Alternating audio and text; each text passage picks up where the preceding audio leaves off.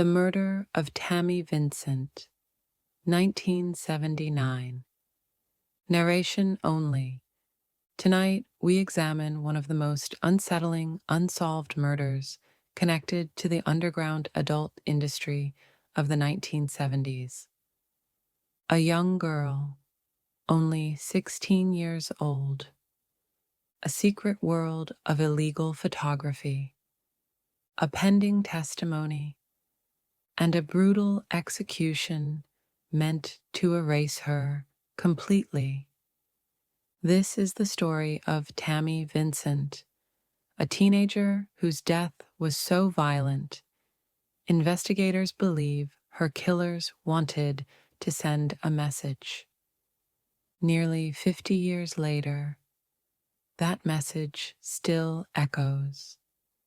Tammy Ann Vincent was born in 1963.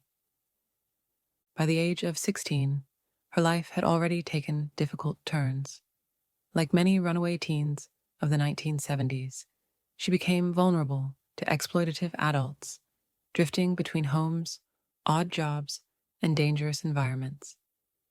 She eventually became connected to individuals involved in illegal adult photography and underground sex trade networks operating between California and Washington state. Tammy was young, alone, impressionable, but she was also brave. When authorities began investigating the people around her, Tammy agreed to testify. This decision would cost her life. In the late 70s, a group known for producing illegal adult material was being investigated by authorities. Several minors were believed to have been exploited, abused, or forced into pornography. Tammy provided key information to law enforcement, becoming a material witness. Her testimony threatened to expose adult content producers, interstate distribution channels, possible trafficking operations, and individuals with serious criminal connections. The closer the investigation moved toward indictments, the more dangerous things became for Tammy. On September 10th, 1979, Tammy disappeared. Witnesses later reported that she was last seen with two men connected to the adult film investigation. They allegedly convinced her to travel with them, promising protection, money, or new opportunities. She was never seen alive again. For days, no one reported her missing. She was a runaway, a minor, a sex work adjacent witness. And in 1979, cases like hers were rarely prioritized. But 6 days later, her body would be found.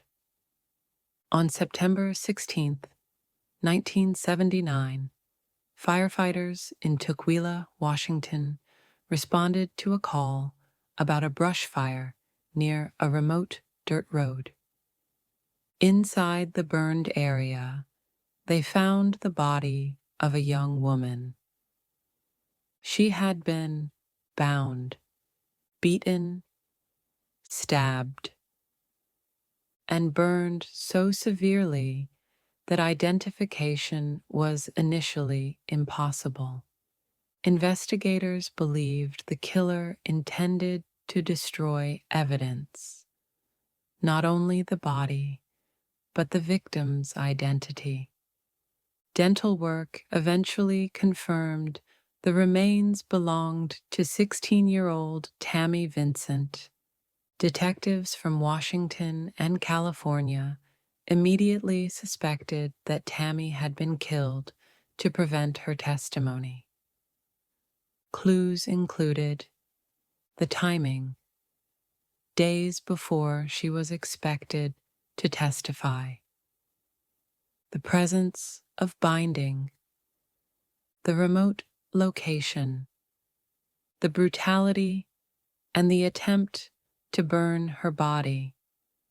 Authorities identified at least 2 men last seen with Tammy, associates of the illicit film ring she was set to testify against. Both denied involvement, but witnesses contradicted their stories. People reported seeing Tammy with them recently.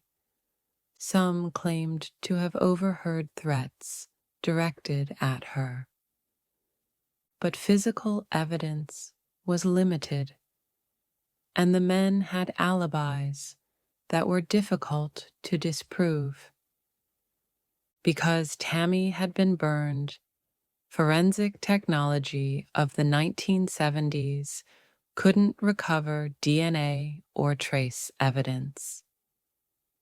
Her case stalled. Over the decades, 3 main theories emerged. Theory 1: silenced for testimony. The most widely accepted theory is that Tammy was killed by individuals tied to the adult film investigation. Motives: fear she would identify them, desire to collapse the case, retaliation, warning to other potential witnesses.